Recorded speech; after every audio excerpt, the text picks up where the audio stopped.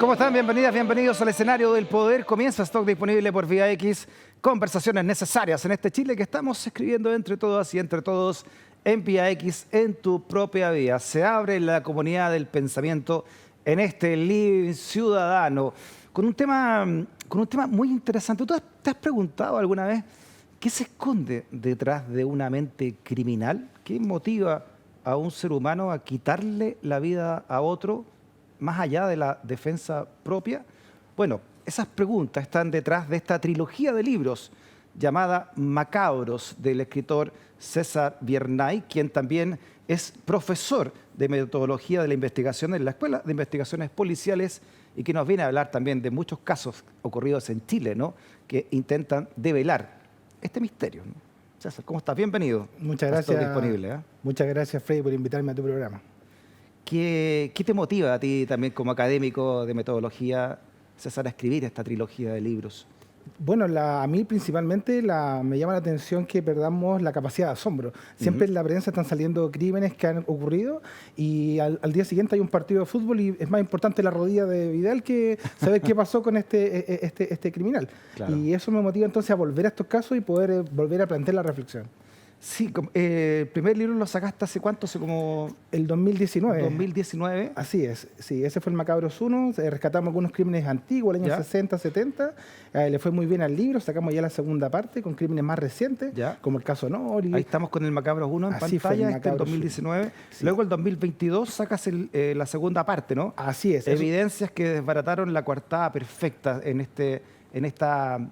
con este martillo, ¿no?, ensangrentado, sí, en portada, que estamos viendo ahí, pero hace poquitas semanas lanzas el tercero. Así es. Macabros 3, con crímenes de religiosos, sectas y adoradores de Satán. ¿Te parece que desentrañemos este? Bueno. que el más nuevo, y después nos vamos a los orígenes de tu trilogía, ¿no?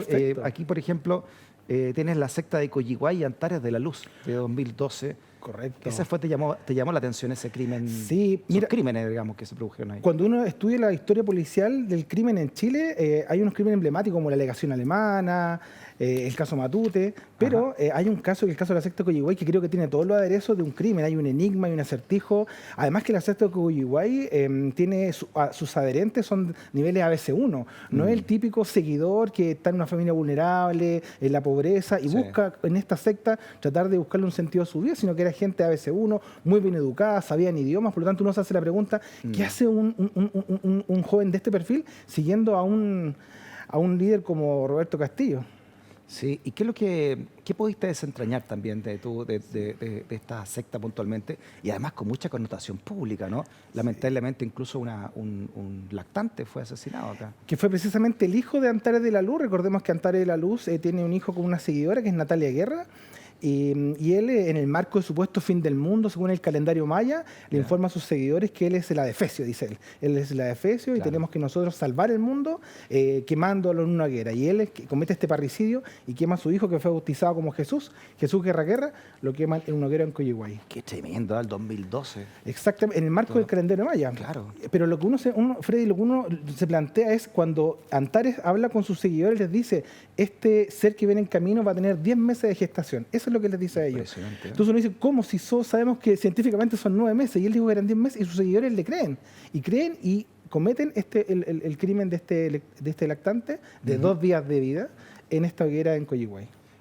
¿Qué averiguaste en tu investigación, ¿no? Esta secta formada en el 2009, o sea, se formó 3 años antes de estos crímenes, ¿no? Eso a mí me llamó mucho la atención porque nace como cualquier agrupación que busca alinear los chakras, que busca comer sano, ¿verdad?, que busca liberar hacia afuera la energía positiva, pero en el camino comienza este carisma que tiene Antares de la Luz a conminar, si se puede ser bien el verbo, a conminar, a que sus seguidores comiencen a trabajar de manera oculta, secreta, con este propósito que era quitarle la vida al menor. Tremendo, un niño de dos días. Así es. Tenía 2 días. Recién nacido. Un poquito menos, incluso, que 1 día y 12 horas. ¿eh? ¿Y qué motivo descubriste, no? Aparte, este sujeto carismático, como tú dices, con estas alucinaciones, Sí, bueno, era un tipo que lograba persuadir solo con la mirada. De hecho, cuando uno analiza las declaraciones de sus seguidores, ¿Ya? decía, me cautivó en la mirada. Con la mirada me comunicó que debía seguirlo. Entonces, estamos frente a un líder, al igual que los grandes líderes del mundo, ¿no? Como Charles Manson, Jim Jones, Rasputin. Él solamente con la impronta, solamente con estar frente a otra persona, al invadir su espacio cercano, era capaz de decirle, ven, sígueme, quiero que Claro. seas mi sirviente sexual, quiero que tú ahora consigas dinero para mí. De hecho, habían azafatas que vendían sushi en la calle para poder pagarle los gustos de Antares, que tenía una moto, iba de paseo al sur de Chile, Ah, ya, o tenía sea, 3 o 4 refugios. no era solamente espiritual la cosa. no era Entonces. solamente espiritual. Entonces uno dice, Impresionante, el poder de convencimiento. y la duda, Freddy, es que ese poder de convencimiento hay muchos que también lo tienen. Y hoy día, mientras estamos haciendo este programa, hay muchos líderes como él que están por la calle buscando a estas personas con este perfil de seguidores para armar nuevos ¿Y núcleos. cuál es el perfil del seguidor? Porque acá estamos, como tú decías, hablando de gente con preparación, académica incluso. Sí. ¿Cómo se llega a En el caso ¿Qué de tipo la de vulnerabilidad tiene ahí la gente? En el caso de la secta, como vimos, es muy difícil encontrar vulnerabilidad porque tenían todo. Y tal vez por lo mismo que como tenían todo, querían buscar un sentido hacia todo. Pero si vemos el común de una secta satánica, vemos que son gente que vienen generalmente de matrimonios enfermos, jóvenes abandonados, con mucha pobreza. Y que como no tienen certezas propias, buscan certezas en otro. Alguien que le dé sentido a la vida, que responda a las preguntas básicas. Quiénes somos, hacia dónde vamos, ¿verdad? De dónde venimos. Y estos líderes buscan ese perfil en sus seguidores, que busquen una nueva cosmovisión, una nueva cosmogonía, que a veces no calza con la de una religión establecida, porque esa tiene un dios, ¿verdad? Tiene toda una jerarquía de dioses, pero generalmente hay personas que ante este entorno, Freddy, que ustedes muy bien lo relatan acá en este programa, de incertidumbre, con cada vez bombas nucleares estallando más cerca de la costa, con una amenaza de otra pandemia, la gente está con El incertidumbre. fin del mundo. Bueno, muchas religiones se nutren de la supuesta venida del Mesías o de la supuesto fin del mundo también, ¿no? El miedo atrae mucho, ¿no? Sí. Y provoca este tipo también de reacciones más fanáticas que racionales. quizás también. Exactamente, y la prensa y los medios se apropian justamente de Nostradamus, el secreto de Fátima, a veces la numerología. Estamos en el tercer mes, del tercer año, tercera década, y eso alimenta un morbo que va generando esta incertidumbre en la población. Claro, el miedo te hace vulnerable, sin duda, ¿no? Y eso lo ocupan ciertas religiones o ciertas sectas, como el caso de este, ¿no? Exactamente. Oye, otro caso que traes aquí también es el crimen del padre Gazziero en la catedral. Esto fue el 2004, este crimen de Exactamente. Gazziero. Sí, el caso de Rodrigo Oya, un coyhaiquino que tenía antecedentes de esquizofrenia, pero estaba oculto, no estaba tratado por la esquizofrenia. Él no sabía, nadie en la familia lo detectó. ¿Ya? Y él comienza a seguir la música heavy metal, comienza a hacer, a leer, a traducir las letras de las canciones de la música thrash que él seguía, y comienza a oír voces en la noche, despierta en la noche con mucho miedo, comienza a sentir voces que se mueven las puertas de la casa, y un día siente el llamado que tiene que matar a alguien de su familia. Y Ya. él, para evadir eso, escapa a Santiago porque dijo, yo no quiero matar a nadie de mi familia, pero Satanás, decía él, me está pidiendo que cobre una víctima. Y así es cuando él decide viajar a Santiago. Él no viajó a Santiago con la idea de matar a un sacerdote, él venía solamente a cumplir el mandato de la voz interior que le decía, tienes que matar a alguien. Y cuando llegó a la Plaza de Armas, le magnificó, ¿verdad? Sintió un llamado cuando ve la Catedral de Santiago, Ya. ve el horario de las misas, le pareció que la misa de las 5:30 era la más apropiada, y así es como él ingresa a esa misa Ya. y vio que habían 3 sacerdotes, de los cuales estaban todos de blanco, pero uno tenía una túnica roja, que es la capulla. Que a todo esto, mira, interesante este dato, el sacerdote que oficiaba la misa, que es Faustino Gazziero, ese día tenía una misa especial por San Apóstol, que fue un mártir que fue decapitado. Y Mira, él la coincidencia. usa esta capilla roja en honor al mártir San Apóstol, sin saber que al finalizar esa misa, él sería degollado ahí en la sacristía. Oye, increíble, ¿eh? Y ahí, por eso, o sea, el cura estaba en el momento preciso, lamentablemente, en el lugar menos adecuado, ¿no? Exacto. Para que este joven tenía 25 años, además. Exacto. ¿no? Y se especuló mucho porque, curiosamente, Faustino Gazziero tenía un pasado misionero en Coyhaique, entonces se pensó que él, a lo mejor en su infancia, claro, había tenido una relación con él, pero eso rápidamente No se conocían. No, para nada, eso hay que dejarlo claro, no se conocía. Claro, fue se barajó en el primer momento esa teoría de que se conocían de antes, que había un Claro. crimen por esa razón. digamos. Había que descartar todas las líneas de investigación y eso se descartó rápidamente, no se conocían de ninguna manera y fue solamente, como te digo, él le llamó la atención que él tuviera una capulla roja, dijo, él es el indicado. Distinto al caso del cura Picardo en Puerto Montt, ¿no? 2006, ¿no? Que se produjo 2 años después de este crimen, ¿no? Sí, ahí hay algo interesante, Freddy, y es que en el caso del cura Picardo no fue motivado por ninguna secta, pero sí los asesinos del sacerdote Picardo, que fueron 2, lo crucifican en el living, ¿verdad? Lo crucifican a semejanza de Jesucristo, y entonces se generó generó un mito porque estaba Jesús junto a los dos ladrones que entraron a robar a su casa, y a pesar de que se comprobó que no estuvo motivado por Satanás o algún demogorgón, sí, esto alimentó mucho morbo y empezaron a llegar muchas llamadas telefónicas a los retenes de carabineros avisando que se venían más muertes, que era el primer sacerdote de muchos, por lo tanto despertó, como te digo, este temor colectivo. Ya, pero aquí había motivaciones sexuales, ¿no? Este cura les pagaba a estos jóvenes por sexo oral y por exhibicionismo. O sea, que hay un componente distinto, obviamente, al anterior, del crimen de la catedral, ¿no? Exacto, acá el crimen se vio envuelto por esta figura que, como muy bien tú lo dices, no se encontró que las puertas ni ventanas estuvieran manipuladas, ¿verdad?, para poder entrar a la casa a robar. Y fue porque el mismo sacerdote Picardo le abrió la puerta a ellos porque había detrás unos servicios sexuales que le brindaban estos jóvenes al sacerdote. Por lo tanto, él les abrió la puerta y dentro se comete, ¿verdad?, este crimen. Claro, y aquí, según lo que leo acá, ¿no?, en este proceso hay un cura, ¿no?, Fray Domingo Faunde, que pertenecía a la Orden de los Siervos de María y testificó en defensa de uno de estos acusados, lo que, según Fray Domingo, según este cura, le valió la persecución del arzobispo Cristian Caro, por haber testificado en favor de uno de estos jóvenes, ¿no? Claro, porque este fray conoció a los jóvenes cuando llegaron a Puerto Montt, él les dio asilo, les dio cobijo, les dio comida, les buscó trabajo. Y cuando se comete el crimen, el fray defiende a estos jóvenes señalando que ellos no eran culpables, sino que en realidad ellos solamente operaban con otros motivos. Y así entonces fue excomulgado de la Iglesia Católica. Excomulgaron, ¿no? Por haber hecho esto. Sí. Ahora él siguió oficiando por ahí algunos servicios religiosos, pero la gente igual lo quería. Hasta que al final fue a un refugio y él está ahí hoy día cultivando su huerto.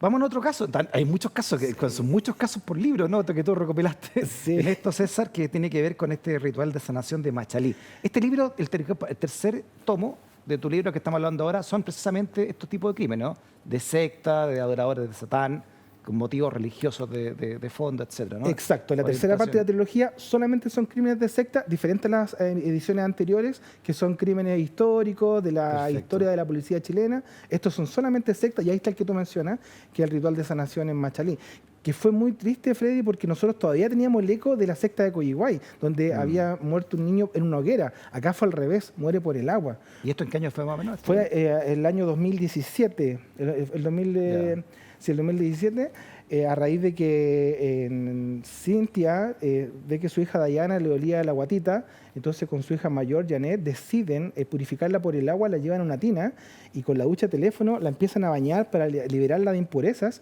Y como la niña decía que le olía la guatita, le traban la mandíbula, le colocan la ducha teléfono en la boca y durante 3 minutos se dice que ingirió más de 30 litros de agua, hasta que en un momento quiebra sus piernecitas y fallece. Qué increíble esto. Y cuando tú como profesor de metodología de la investigación, ¿no? ¿Qué es lo que, qué le enseñas tú a nuestros,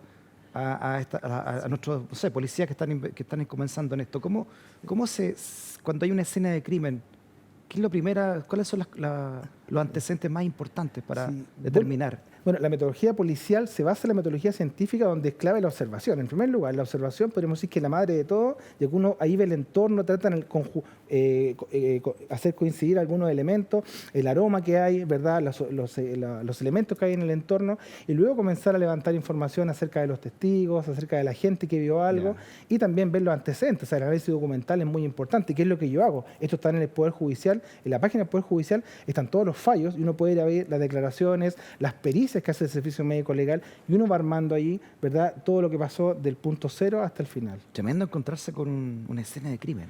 Claro, en este caso sobre todo porque había un fanatismo extremo, Freddy, había un fanatismo excesivo. La madre y la hija mayor, cuando ahogan a esta niña, lo hacen supuestamente para purificar, porque la Biblia lo decía, que cuando habían dos o más personas reunidas en el nombre de Dios, todo podía sanar. Tremendo fanatismo. Y ese fanatismo, efectivamente, sí, eso es entre fanatismo e ignorancia, porque ella pensó que ahogándola ella se iba a purificar y se iba a librar del demonio. Y después cuando la mata, ella tiene mucha culpa porque dice que el diablo se la arrebató. Claro, porque me imagino que hay una corriente que es el fanatismo puro, pero también muchas de estas personas también están desequilibradas, tienen algún tipo de enfermedad mental, ¿no? Y en el caso del crimen de Machalí, estas dos personas estaban muy influenciadas por un pastor de la iglesia de la Gonzalina, que este pastor, ¿verdad?, las motivaba a tener cenas religiosas, a beber vino con azúcar, a untarse aceite de oliva en la frente, los brazos, a beber aceite de oliva. Entonces estaban sumidas en un entorno en el cual había un temor hacia el maligno que vivía. El pastor les dice, ustedes viven en cuevas de brujas. Entonces ahí empiezan, en ese escenario, ellos empiezan a quemar todo, sentían que todo estaba contaminado y un día empiezan a quemar los sillones, las frazadas, los cuadernos, porque decían que había que liberarse del maligno, lo que era inspiración que le daba el pastor de la Gonzalina. Comenzaste con este Macabro 1, que es el macabro historias de asesinos despiadados que intentaron el crimen perfecto. Esto fue tu primer tomo, que tiene esta portada, ¿no? La de este cuchillo ensangrentado. ¿Cómo fuiste recopilando los casos? ¿Por qué dejaste estos casos puntualmente? ¿Qué te llamó a ti la atención como académico también? Mira, generalmente un crimen tiene varios elementos que son similares. Hay un móvil, hay un arma homicida, hay un escenario, pero hay algunos crímenes en la historia policial chilena que tienen algún aderezo especial. Y acá, por ejemplo, en el Macabros 1... Y estos son más antiguos también, ¿eh? Estos crímenes, por ejemplo, el tarro de lechero de 1963. En el caso de los tarros lecheros, fue un profesor en Valparaíso, el profesor Nicolás Arancibia, que era alcohólico, hacía clases, pero lo echaban de muchos colegios por su adicción al alcohol. Y él tenía una pareja que era Aurora y su hijo Percy, y una mañana él llega, lo habían echado a muchos colegios, él se ganaba la vida haciendo unos juguetitos con alambre, unos muñequitos con alambre y un alicate. ¿Ya? Y llega a su casa tan angustiado de no poder, digamos, revertir su situación, y llega a su casa y de improviso comienza a ahorcar a su pareja, mata a su hija, mata a su hijo, ahorcándonos con el mismo alicate con Aurora, un alambre. el tránsito Chapacasa. Aurora la ahorca con un alambre, lo aprieta con un alicate, y cuando los vio a los dos muertos, a su señora y a su hijo lactante... Hijo en sí, 22 años la señora... Él se acordaba que alguien le había soplado que los tarros lecheros que estábamos viendo ahí en pantalla tienen esa forma para que la leche descompuesta no salga el olor. Entonces él dijo, si oculto los cadáveres acá, no va a salir olor a sangre descompuesta. Y él entonces, en 2 tarros lecheros, descuartiza a su señora y a su hijo y los esconde en los tarros lecheros. ¿Qué importancia tiene este caso, Freddy, para la historia policial? Es que esto fue en Valparaíso y hasta ese minuto solamente había una brigada de homicidio, una en Santiago para todo Chile. Y estaba hace rato la necesidad en Valparaíso de hacer una propia brigada de homicidio. Y fue con este caso, en 1963, que se crea la brigada de homicidio en Valparaíso. ¿Por este caso? Por este caso. Rivaldo Arancibia, el asesino. Exacto. Y es muy interesante este dato porque uno de los primeros funcionarios de esa unidad fue Juan Seoane, que después fue escolta del presidente Allende para el 73 y estuvo en la moneda con él hasta el último momento. Entonces allí también nos vincula la historia un personaje con otro. Oye, ¿y cuál era el móvil? ¿Era solamente situación económica? En el caso de él, solamente situación económica. Él no decía que no podía pagar la mantención de los... Sí, de hecho vivía al fondo del patio con sus papás, tenía un cuartito en el fondo de la casa, no le resultaba nada. Había también violencia familiar y un día en la mañana llegó sin trabajo, llegó con ganas de tomar, no había dinero y se desquitó y mató a su esposa. Oye, y aquí estamos hablando que había pena de muerte todavía en esta época. Exactamente. Pero más o menos contemporáneo del Chacal de Nahuel Toro, todo esto. Exactamente. Él estuvo con cadena perpetua y curiosamente lo que él destino, él falleció ahogado. Falleció producto de un tema pulmonar, tal como había matado a su esposa y a su hijo. Oye, y este otro caso de 1968, el enano maldito. Wow, ese caso es uno de los casos más emblemáticos de la historia policial chilena, ya que, haciendo una síntesis, ahí estamos viendo el hotel de calle Londres. Sí, acá en París con Londres, ahí está este hotel que todavía existe, allá no se llama Hotel Princesa, se llama Hotel Vegas. Y ahí en la esquina de París con Londres, una noche, llega ahí una prostituta con un cliente y aparece fallecida la prostituta. Marta Matamala. Marta Irenia Matamala, aparece fallecida ahí, solamente un charco de sangre, aparece muerta, la policía comienza a buscarlo, solamente sabía que el criminal era bajo en estatura, tenía los pómulos hacia afuera, así que la prensa lo tildó como el enano maldito. Lo buscan por todos lados, preguntan en todos los cabarets, en ese tiempo había mucha bohemia, en Il Bosco, en la Due Torri, empiezan a preguntar quién supo algo de este enano maldito, y a los 3 años descubren a un lustrabota, que era Muñoz Moreno, lo detienen, y él dice, sí, yo fui el enano maldito. Y toda la ciudadanía quedó en calma, porque por fin habían atrapado a este criminal. Así que lo llevan a la penitenciaría, y casi a los 10 años, casi a prescribir el crimen, un día, una noche, un funcionario de la PDI, el señor Marchán, está en el cuartel policial y él en ese tiempo se le controlaba el carnet de sanidad a las prostitutas. Y una prostituta lo atendió muy bien este policía, así que ahí fue cuando la prostituta le dice, oiga, sabe que le tengo un dato, en realidad Muñoz Moreno no es el enano maldito, él anda suelto, yo sé quién es y está en tal parte y si quiere vamos ahora y se lo marco en este instante. Tremendo caso. Y ahí encuentra al verdadero enano maldito. Y el otro se echó la culpa porque quiso. Sí, lo que pasa es que tener un buen cartel en la cárcel era muy bueno. bueno, entonces entrar a la cárcel como yo fui el maldito que están buscando a todos era un buen cartel. Mira, qué increíble. Aparte que él tenía otras aprehensiones por violación, entonces él se adjudica este crimen para tener un cartel dentro de la cárcel. Pero casi a los 10 años descubren al verdadero, que era González Agüero, y curiosamente, Freddy, los dos fueron encerrados en la misma celda y tiraban wincha en el mismo patio. El enano falso con el enano verdadero. La pregunta fue, Freddy, ¿qué hacemos con el falso que está cumpliendo condena por un crimen que no cometió? Disculpa, ¿qué es lo que es tirar wincha? Perdón, en el momento de recreo en el patio, caminar de un lado a otro para no volverse loco. Perfecto, caminar de un lado a otro. ¿Verdad? Entonces él tiraba wincha con el enano falso, eran muy parecidos. Se hicieron amigos los dos. Claro, pero curiosamente uno era el que cometió el crimen, el otro se lo adjudicó, ¿verdad? Para un mejor cartel y estaban los dos cumpliendo condena. La pregunta fue, ¿verdad? Claro, que así con el inocente, entre comillas. Por fortuna, para todo el aparataje estatal de aquellos años, tenía condenas pendientes, así que se le convalidó. Pero el problema es si no lo hubiera tenido. ¿Qué hubiera pasado con el tiempo que estuvo en prisión? Oye, y el otro lo agarraron entonces, porque en esa época, no sé si ahora, pero prescribía el caso, después de 10 años. Sí, pero fue justo a meses de prescribir el caso, lo encontraron al verdadero enano. Oye, qué bueno como novela esto, ¿no? Sí. Bueno, lo interesante... ¿Cuánto tiempo estuvo detenido el verdadero? ¿Tuvo 10 años? Sí, estuvo alrededor... bueno, el enano verdadero salió en libertad antes que el falso, por su buena conducta. El que realmente asesinó. Exactamente, el verdadero enano salió antes de prisión que el falso porque tenía otros casos detrás del enano falso. Oye, estaba una serie de Netflix. Espérate un poco, en el Hotel Princesa hubo otro crimen en la misma hotel. ¿Ya? Así que pareciera ser que el hotel estaba embrujado o caía sobre él un manto. Oye, todavía existe con otro nombre. Hoy día está en el mismo lugar, se llama Hotel Vegas. Incluso hay muchos circuitos de historia policial que pasan por allí, conversan. En el centro de Santiago. París con Londres, cerquita de Metro Universidad de Chile. En París con Londres, Sí. nada menos. Sí. Está compleja la cosa ahí, ¿eh? Oye, Los Hermanos Rojos, 2008. Bueno, de hecho, en la portada del Macabro... No quiero poner todos los casos para que leamos el libro, digamos, pero Sí. tan interesante. De hecho, la portada del Macabro 2 está inspirada porque es un martillo con sangre, emulando al martillo que usó la madre de Los Hermanos Rojos, que es Janet Hernández, quien por un ataque de celos. Me acuerdo de este caso. Sí, pues ella se dio cuenta que su marido estaba, Pablo Rojo, él estaba supuestamente engañando con la rancherita. Ahí estamos viendo a Joana Hernández. Claro. Ella se dio cuenta que su marido supuestamente tenía un pequeño affair, un romance con la rancherita. Este caso. Y en respuesta por ese ataque de celos, dijo le va a dar por donde más le duela y le quita la vida a sus hijos, a los hijos de ambos. Uno murió, pero el otro quedó con vida y con un daño neuronal severo. 7 y 15 años tenían los niños. Exactamente.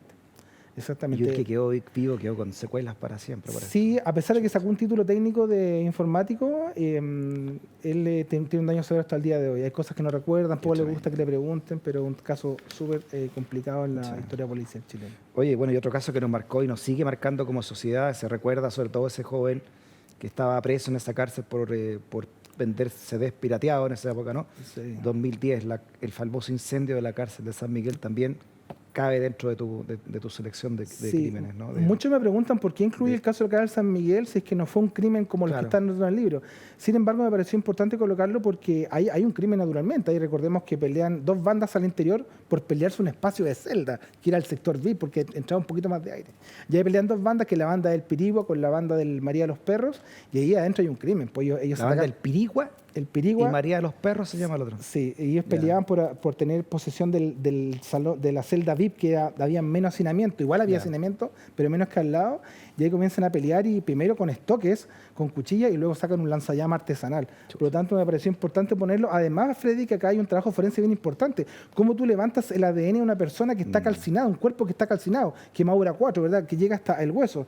Y en ese sentido hay un Incluso trabajo... desintegrados con la ola de calor. Exacto, porque por ejemplo, acá yo podría ver un tatuaje, un anillo, ¿verdad? Pero acá no había nada, a excepción de algunos casos especiales. Hay un caso, Freddy, de un interno de los que falleció, tenía una cadena con una estrella de David, y cuando ya vio que iba a morir, tomó su estrella de David, la guardó entre sus dos manos y esperó que una vez que su cuerpo quedara calcinado, llega el forense, abre sus manos y ahí estaba la cadenita de David, y por eso pudieron reconocer ese cadáver. Oye, y aquí, claro, también mucho cuestionamiento también de parte del Estado, ¿no? Que el Estado tuvo que indemnizar incluso a víctimas de estos familiares. Hay varios antecedentes importantes. Por ejemplo, el Estado les dio sepultura a nombre del Estado a los internos, pero tenía cuatro cadáveres por tumba. Entonces, como que les daba el hacinamiento a eternidad. Entonces la familia dijo, no, pues, o sea, por último, denle una sepultura única para que no estén hasta la eternidad hacinados 4 por una tumba. Sí, aquí también se revelaron mucho, bueno, aparte de este caso que se sigue recordando y la injusticia finalmente en otro sistema judicial de que los pobres se van más a la cárcel que los ricos. Este joven que tenía poco más de 20 años y que muere en estas circunstancias por vender CDs pirateados, ¿no? Y ahí está lo que notas de la época. Todo el sistema carcelario también chileno, ¿no? El hacinamiento, las rejas anticuadas que se abrían con candados. Cuando los bomberos llegaban no podían acercarse para abrir los candados mientras la gente se quemaba. No, horrible todo lo que ocurrió ahí, ¿no? El problema, Freddy, es que hasta el día de hoy sigue ese hacinamiento, sigue esa complicidad entre internos y gendarmes, pero parece que estamos esperando otras tragedias para volver a poner el tema en la palestra, en circunstancias que aprendamos las lecciones para que esto no vuelva a suceder. Sí, por último, para cerrar este libro y pasar al siguiente, la balacera del metro de Maipú 2011. Sí, también tú lo recoges acá. Sí, fue un caso premonitorio porque fue el 2011 donde un pasajero, Israel Huerta, tenía un problema psiquiátrico, había fallecido su mamá hace no más de 3 meses, y él ingresa al vagón del metro con una pistola Glock en su bolsillo. Yeah. Y él viaja en el último vagón y cuando llega a la estación terminal de Plaza de Maipú, él comienza a dispararle a los pasajeros, decidiendo a quién dejó con vida y a quién le quitó la vida. Ahí mató a 2 personas y luego él sale. Una vez que los mata, el tren llega a estación terminal Plaza de Maipú, baja a los pasajeros, él baja el último vagón, se confunde con la gente, ¿verdad? Ahí tenemos las imágenes, ¿verdad? Cuando los sobrevivientes salen pidiendo ayuda, Carabineros rápidamente cerca de la estación, comienzan a periciar, ¿verdad? ¿Qué fue lo que había sucedido? Ya había arrancado ya el criminal, estaba en Plaza Chacabuco, en Maipú, y ahí él se quita la vida frente a la Municipalidad de Maipú con un disparo en la cabeza. Trataron de reanimarlo, pero ahí ha sido muy grave el daño. Era desequilibrio mental. Claro, él tenía un problema que había fallecido su mamá, así que él estaba pasando por mucha pena, no tenía trabajo, tenía un puesto en la feria en Maipú y tenía algunos problemas con los vecinos también, y él siente que al quitarle la vida a otras personas va a sentir paz en su corazón en circunstancias que lo atormentaban demonios. Otras 4 personas quedaron gravemente heridas. Mató a 2 en el momento. Sí, mató a un sastre de 52 años y mandó a un guardia de metro que iba como pasajero. Recordemos que ese día jugaba Chile con Venezuela. La gente iba toda engalanada, llegar rápido a su casa a ver el partido. Y este guardia iba como un pasajero más y Israel Huerta le quita la vida con su pistola Glock. Y esto tú dices sin precedentes en la historia de... No había, de hecho, el único caso en el cual hay un fallecido en el metro por este hecho, pero hoy día vemos cómo hay pasajeros que van con armas en el metro y amenazan. Ha salido hace poco en televisión que han ante estas horas peak, ¿verdad? Se amenazan entre ellos con armas, hay balacera a la salida de la estación de los metros, por lo tanto es muy importante ver este tema para ver que no suceda algo como sucedió el 2011. Sí, claro, bueno, se ha hablado harto, ¿no? de cómo ha cambiado la criminalidad en Chile. Claro, podemos estar muy bajos en índice de criminalidad respecto del barrio, pero se han aumentado este tipo de crímenes de alta connotación, sí, ¿no? Sí, de hecho el gobierno lo ha dicho, que los crímenes están más macabros, ha usado este mismo concepto, han dicho que están más macabros que antes.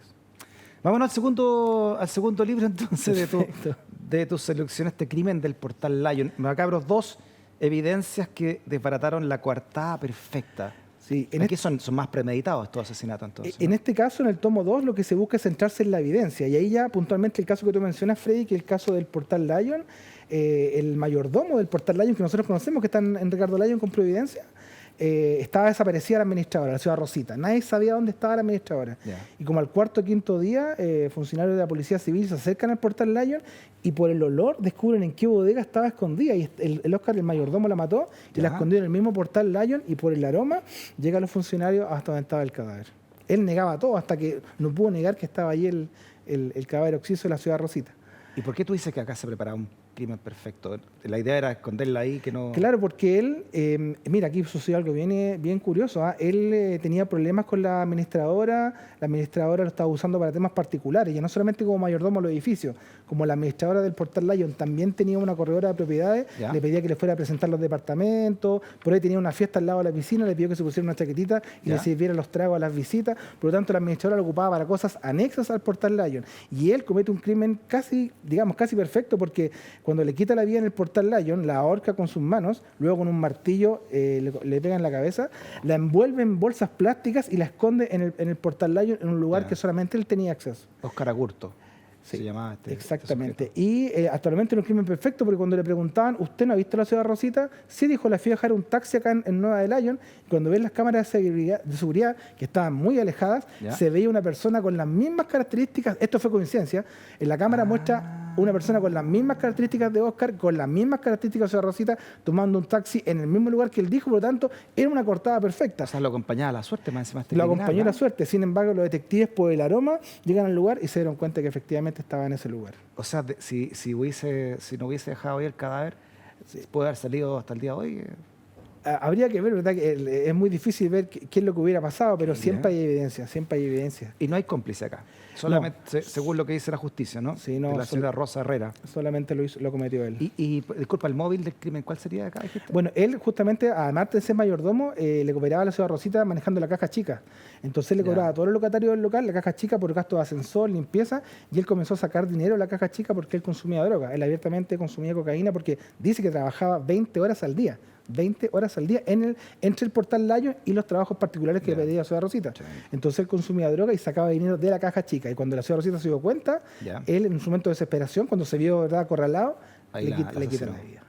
Ese mismo año, 2002, se produce el caso del niño Juanito Miranda. Sí, ese caso fue en Cartagena, un caso espeluznante porque Juanito Miranda solamente vivía con su madre Cecilia y demandó al papá de Juanito porque le debía 1.200.000 pesos. Y el papá de Juanito Miranda, Alejandra Miranda, no halló nada mejor que en lugar de pagarle 1.200.000 pesos, fue quitarle la vida a su hijo para no pagar la pensión de alimentos, que era 1.200.000 pesos.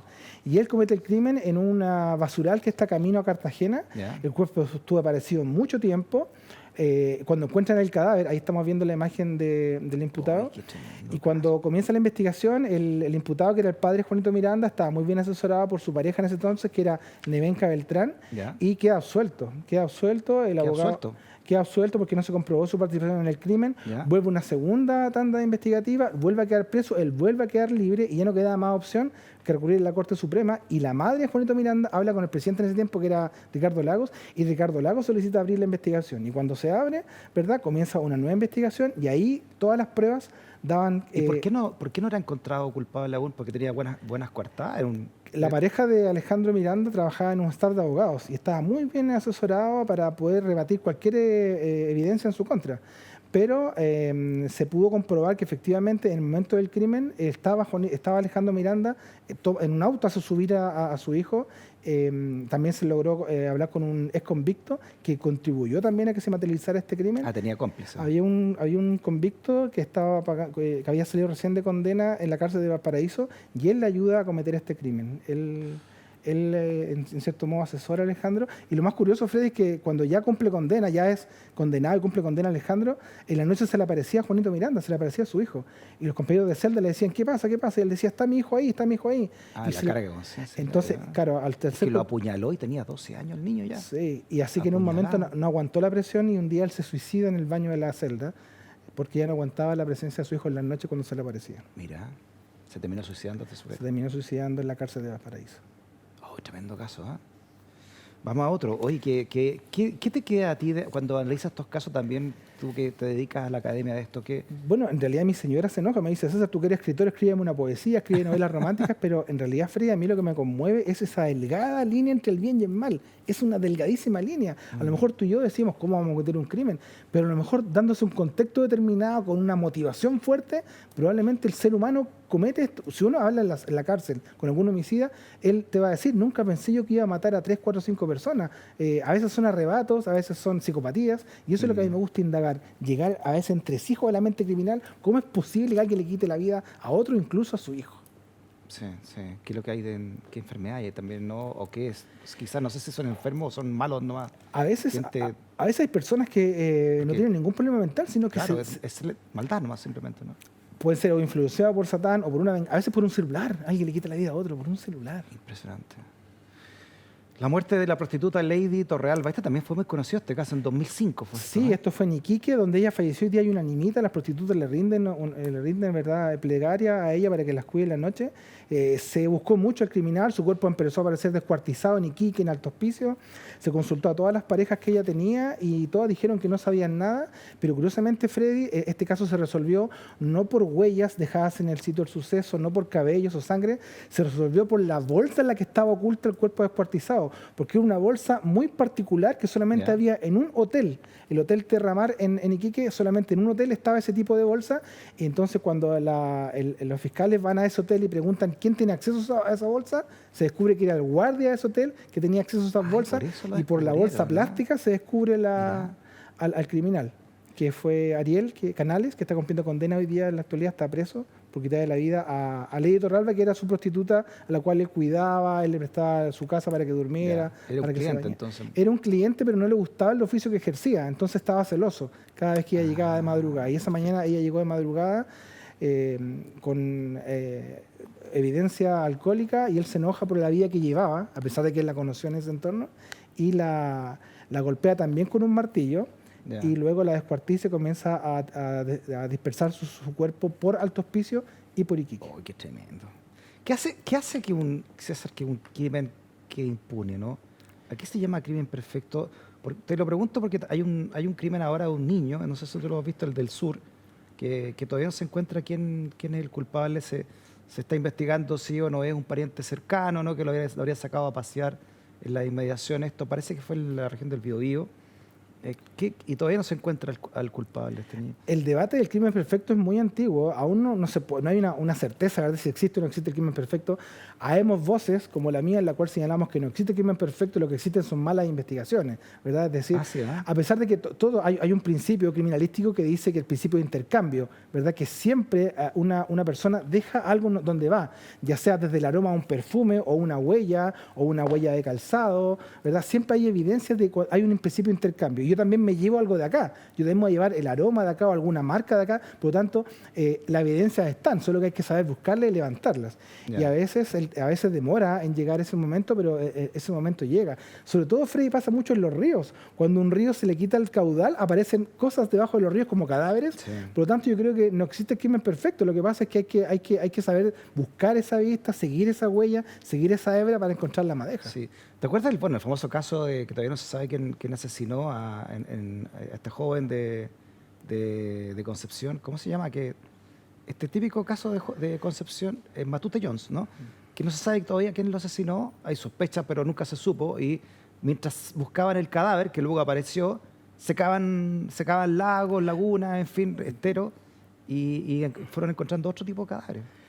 Hasta que apareció el de Matute Jones, ¿no? El crimen perfecto tiene ese aderezo, ¿no? Que la historia mundial, no solamente acá, en el río Ganges, en la India, en el Sena, siempre los ríos silentemente esconden muchos crímenes que están aún por resolver. Es un tema de verdad fascinante. Es tremendo. Y, o sea, todavía, ¿cuántos crímenes sin resolver hay? Yo creo, según lo que yo me he documentado, yo creo que son más los crímenes sin resolver que los resueltos. Ah, sí, ¿eh? Sí, porque hay muchos crímenes que a veces pasan por una riña, en la montaña, en alta mar, en una isla, pero no está la denuncia, ¿verdad? O definitivamente quedó bien sepultado, por lo tanto, en algún momento se va a saber, a lo mejor no ahora ni mañana, pero en algún momento eso se va a saber. ¿Es cierta esa máxima que uno ve realmente en las series policiales que sin cuerpo no hay crimen? Es correcto. Ah, correcto. Sí. De hecho, hay un crimen hace poco que también fue ABC1, en el cual dos hermanos, uno tenía un problema mental, junto con la mamá le pagaban mensualmente el cuidado en una asistencia médica. Hasta que un día el hermano mayor se da cuenta de que, la mamá se da cuenta de que hace rato que no le descontaba la asistencia médica. Le dice, oye, ¿qué pasa con tu hermano que lo hemos dejado al cuidado? No, mamá, quede tranquila, si él está bien. Bueno, ¿qué sucedió? Que los mismos hermanos le habían quitado la vida, lo habían sepultado en el desierto, y pesó la conciencia sobre ellos mismos hacen la denuncia, pero como no se encontró el cadáver, porque fueron después al desierto, el que lo enterró no se acordaba dónde estaba. Aunque ellos dijeran pero como no estaba el cuerpo del delito, ellos están hoy en libertad, porque esa máxima que tú dices, Freddy, es correcta. O sea, la confesión no es suficiente. La confesión no es medio de prueba. Veíamos ahí recién la foto de Italo Noli, 2001, esto fue.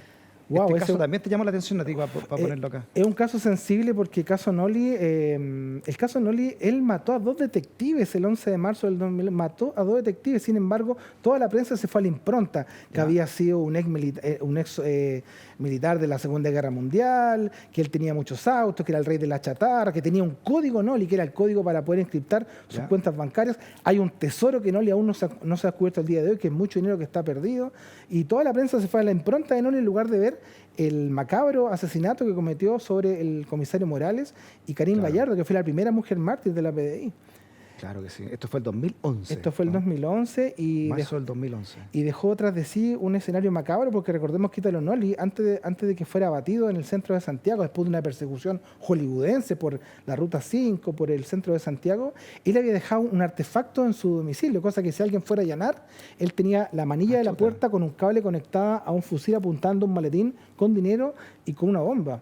Y eso fue desactivado antes de allanar. Oye, el sujeto, ¿eh? Si alguien hubiera entrado, hubiera fallecido. Entonces ahí encontramos una mente perversa criminal que rescatamos en este Macabros 2. No, y además con preparación, ¿no? Como decía la nota ahí, había estado en Vietnam, en fin, ¿no? Sí, en su casa tenía muchos bidones con agua, mucha mercadería en su despensa como preparada para una catástrofe. Él tenía películas de la Segunda Guerra Mundial, libros de la Segunda Guerra Mundial. Él vivía como en un contexto permanente de una tercera guerra. Y se dedicaba al robo de cobre. Claro, según las él notas de la reducía cobre en unas tiendas que habían en San Bernardo. Él compraba cobre, muchos kilos de cobre, lo revendía y ese era su negocio. Y se dice que era el rey de la chatarra porque era el que más facturaba con esta venta de cobre ¿sí? robado.